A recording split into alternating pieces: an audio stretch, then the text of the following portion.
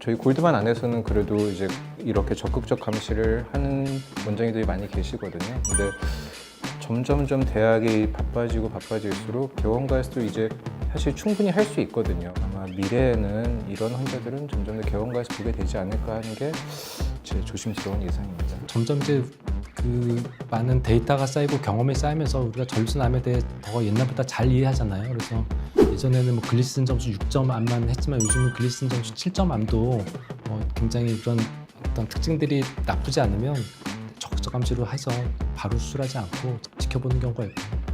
교수님께서 말씀하시고 또 원장님 말씀하셨는데 감독님 암을 진단받았는데 그냥 지켜본다고 말씀드리면 어떠실 것 같으세요?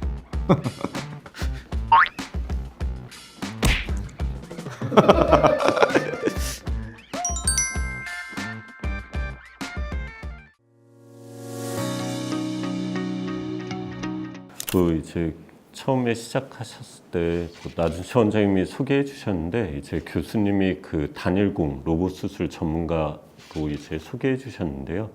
그럼 제가 알기로는 이 단일공 로봇 수술이 일반적인 로봇 수술하고 많은 차이가 있나요? 그리고 꼭 저희가 단일공 로봇 수술을 선택하셔야 되는 그런 환자분의 적응증이 있으신지.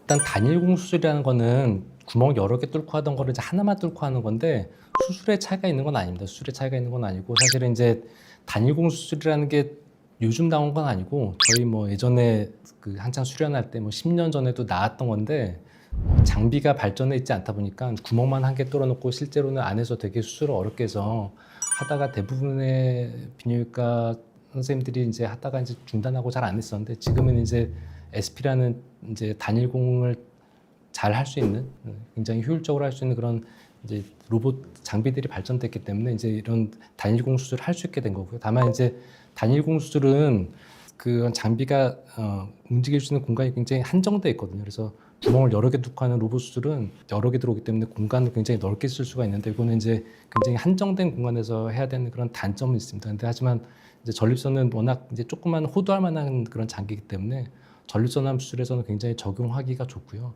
단일공 수술은 어쨌든 그런 조그만 작은 공간에서 하기 굉장히 최적화된 수술이기 때문에 여기서 이제 경험이 쌓이면 이제 가장 이제 수술에 필요한 조그마한 공간만 확보해 놓고 주변 그런 정상적인 구조물의 손상을 최소화하면서 수술할 수 있어가지고 일단은 익숙해지면 이제 시간도 굉장히 줄어들고 그다음에 복막의 공간에서 수술하면 환자 그런 통증도 굉장히 줄어들기 때문에 이런 부분에서 굉장히 장점이 있습니다. 너무 많은 치료법을 이제 설명해 주셨는데요. 근데 이제 저희도 뭐 전립선 비대증 수술을 많이 하다 보니까 이제 홀랩 같은 수술을 하다 보면 이제 우연히 그 전립선암 발견되는 환자분들이 많습니다. 근데 이제 이런 분들도 무조건 저희가 뭐 대학병원을 가시면 전립선 수술이나 이런 암 치료를 받으셔야 되는 건지 되게 궁금해하시는 분들이 많거든요. 전립선암이 특징이 굉장히 중요하잖아요. 그래서 옛날에는 이제 그런 뭐 모든 암을 다 치료한 경우가 있죠. 지금은 이제 그런 연구 결과들을 통해서 지금 같은 전립선암이라도 굉장히 순하거나 악성도가 낮거나 초기암들은 사실은 이제 그렇게 뭐 바로 치료하는 것보다는 좀 지켜보는 게 훨씬 낫다라는 그런 게 대부분 이제 가이드라인에 잡혀 있기 때문에 보통은 저희가 이제 요즘 MRI 찍으면서 조직 검사를 하잖아요. 그래서 그러다 보면 이제 뭐 아까 얘기는 안 났지만 어쨌든 MRI 찍고 조직 검사를 하다 보면 이제 불필요한 조직 검사도 줄이고 또 이제 예전처럼 그런 순환암이 진단되는 것보다는 정말 이제 임상적으로 의미 있는 암들이 많이 진단되는데 이미 그런 암들은 많이 다 걸러지기 때문에 우연히 이제 홀랩 수술하다가 발견되는 전립선암들은 대개는 뭐 악성도가 낮고 초기암인 경우가 많아서 그런 것들은 사실은 대개는 이제 뭐 적극적 감시나 이런 걸 통해서 지켜보는 게 더 많은 것 같습니다.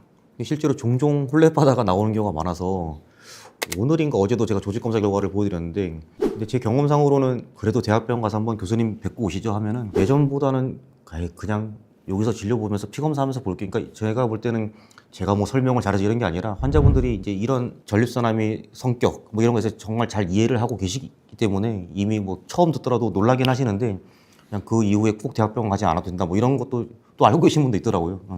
그래서 요즘 어쨌든 MRI를 찍고 요즘 조직 검사하니까 옛날처럼 그런 저등급 순환암들이 잘 진단이 안 돼서 요즘은 이제 많지는 않지만 이렇게 우연히 발견되는 글리시딘 점수 6점에 PSA도 낮고 이런 암들은 사실은 적극적인 치료를 바로 하는 것보다는 지켜보면서 하는 것이 훨씬 더 환자의 삶의 질이나 그러면서 훨씬 더 좋습니다. 초반에 잠깐 뭐 이제 저랑 원래 대학병원에서 지도보다가 같이 오는 환자도 딱 그런 경우였거든요. 이제 다른 병원에서 어떻게 암을 진단 받았는데 굉장히 초기였던 거죠. 그리슨 점수도 낮고 뭐 한 코어 정도에서 나와가지고 그래도 또 한 번 조직 검사했더니 그러다가 PSA가 좀 오르더라고요. 근데 막상 다시 MRI 찍고 조직 검사했는데 암이 안 나왔어요. 그래서 그 정도로 이제 괜찮은 경우들도 있어서 이런 환자들은 뭐 아직은 좀 이르긴 하지만 이제 저희 골드만 안에서는 그래도 이제 이렇게 적극적 감시를 하는 원장님들이 많이 계시거든요. 근데 점점점 대학이 바빠질수록 개원가에서도 이제 사실 충분히 할 수 있거든요. 아마 미래에는 이런 환자들은 점점 더 개원가에서 보게 되지 않을까 하는 게 제 조심스러운 예상입니다. 점점 이제 그 많은 데이터가 쌓이고 경험이 쌓이면서 우리가 전립선암에 대해 더 옛날보다 잘 이해하잖아요. 그래서 예전에는 뭐 글리시슨 점수 6점 암만 했지만 요즘은 글리시슨 점수 7점 암도 굉장히 그런 어떤 특징들이 나쁘지 않으면 적극적 감시로 해서 바로 수술하지 않고 지켜보는 경우가 있고요. 교수님께서 말씀하시고 또 원장님 말씀하셨는데 감독님 암을 진단받았는데 그냥 지켜본다고 말씀드리면 어떠실 것 같으세요?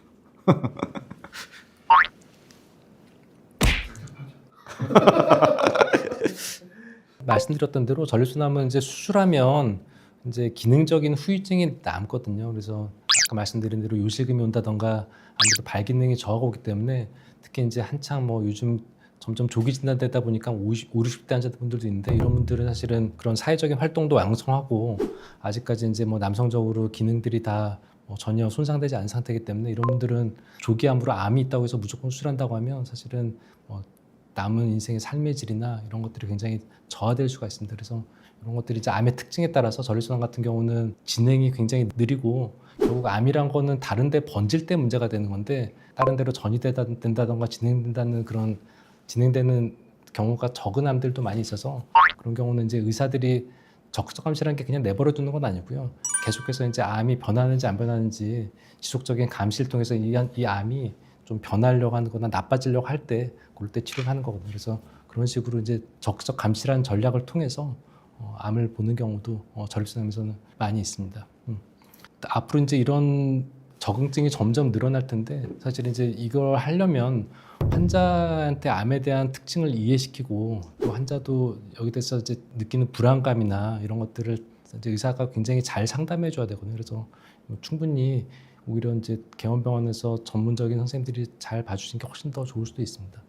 말씀하신 대로 사실은 이제 조금 환자의 성향에 따라 다른 거라서도 환자를 이해시키려면 그만큼 조금 면담이랑 그런 시간 투자가 좀 많이 필요한 것 같긴 하더라고요. 네.